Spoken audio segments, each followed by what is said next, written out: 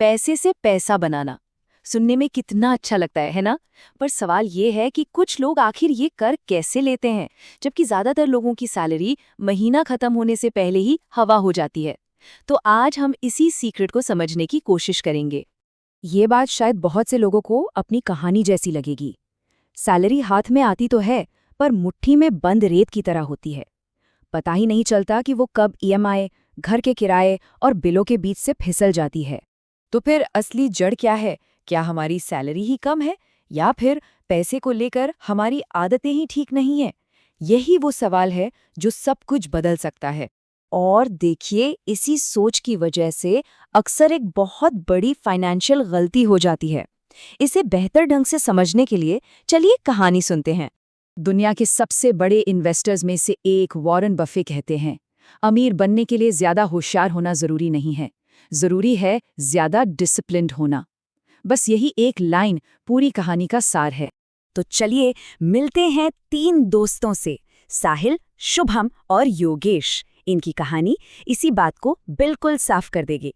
तीनों दोस्त मुंबई आए थे, एक ही सपना लेकर, अमीर बनना। पर तीनों की सोच में जमीन आसमान का फर्क था। साहिल का मानना था जो है आज है। शुभम सोचता था कि पैसे को अपने लिए काम पर लगाना चाहिए। और योगेश वो लंबी रेस का घोड़ा था जो सिस्टम पर यकीन करता था। बस इसी एक फर्क ने उनकी पूरी जिंदगी की कहानी लिख दी। तो आइए देखते हैं कि अगले 10-11 सालों में इन अलग-अलग सोच का नतीजा क्या निकला। शुरुआत में तो सब नॉर्मल था। साहिल अपने 30,000 की सैलरी एंजॉय कर रहा था, शुभम पनवेल में प्रॉपर्टी देख रहा था और योगेश ने एक छोटी सी एसआईपी शुरू कर दी थी। लेकिन जैसे जैसे साल बीते, फंक बड़ा होता गया। 2022 आते आते साहिल की सैलरी तो 1 लाख हो गई, पर वो अपने लाइफस्टाइल के खर्चों में ही फंसा रहा। और शुभम वो 4 प्रॉपर्टी का मालिक बन चुका था। सोचिए, छोटे छोटे फैसलों का 11 साल में कितना बड़ा असर हुआ। इसे ऐसे समझिए, साहिल की सैलरी आती थी और उसमें से किराया, कार की ईएमआई और दूसरे खर्चे माइनस हो जाते थे। दूसरी तरफ शुभम की सैलरी में उसकी प्रॉपर्टी से आने वाली रेंटल इनकम प्लस हो रही थी। एक की कमाई हर महीने घट रही थी, दूसरे की बढ़ रही थी। अब कहानी में 11 साल आगे चलते हैं।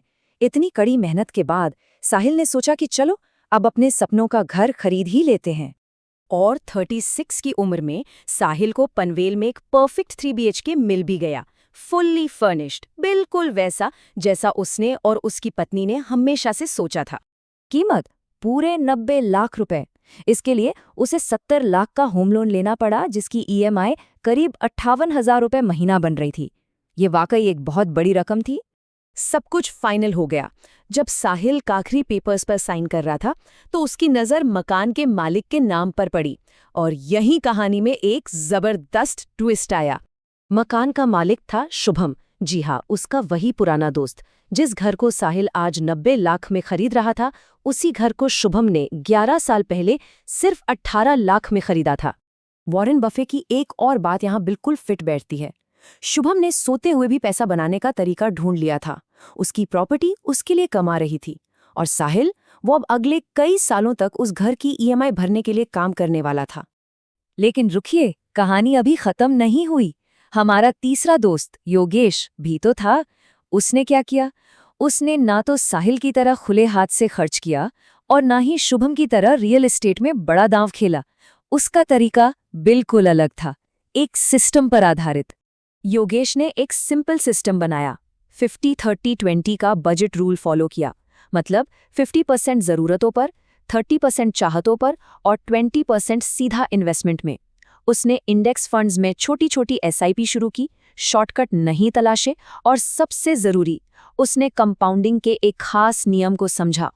ये नियम है 7-3-2 रूल ऑफ कंपाउंडिंग। ये बताता है कि पैसा बनाने की रफ्तार कैसे तेज होती जाती है।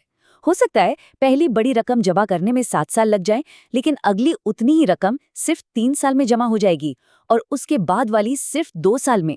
ये बिल्कुल एक स्नोबॉल की तरह है जो लुढ़कते लुढ़कते बहुत बड़ा हो जाता है। इसकी सबसे बड़ी सीख क्या है? देरी करने की कीमत। मान लीजिए कोई 25 साल की उम्र में 5,000 की एसआईपी शुरू करता है, तो 60 की उम्र में उसके पास 1.2 करोड़ रुपए हो सकते हैं। लेकिन अगर कोई यही काम सिर्फ 10 साल देर से यानी 35 की उम्र में शुरू करे तो उसके पास सिर्फ 50 लाख रुपए जमा होंगे, आधे से भी कम। यही है कंपाउंडिंग की ताकत और देर करने का नुकसान। तो ये पूरी कहानी हमें एक बहुत बड़े सवाल पर ले आती है। किस पावर को चुनना है, ईएमआई की पावर या कंपाउंडिंग की पावर? देखिए, दोनों में जमीन आसमान का फर्क है। ईएमआई की ताकत आज आराम देती है, लेकिन कल के लिए एक बंधन बनाती है। इसमें इंसान पैसे के लिए काम करता है। दूसरी तरफ है कंपाउंडिंग की ताकत। ये आज थोड़ा सब्र मांगती है, लेकिन कल के लिए आज़ादी देती है। इसमें पैसा इंसान के लिए काम करता है। एक तरफ है मिडिल क्लास माइंडसेट, तो दूसरी तरफ है वेल्थ क्रिएशन माइंडसेट। तो सवाल फिर वही है, किस ताकत को चुनना है? वो जो आज की सहूलियत के लिए कल को गिरवी रखते, या वो जो आज के अनुशासन से एक आज़ाद कल बनाए? क्योंकि आज लिया गया एक छोटा सा फैसला ही आने वाले कल की पूरी फाइनेंशियल कहानी लिखता है।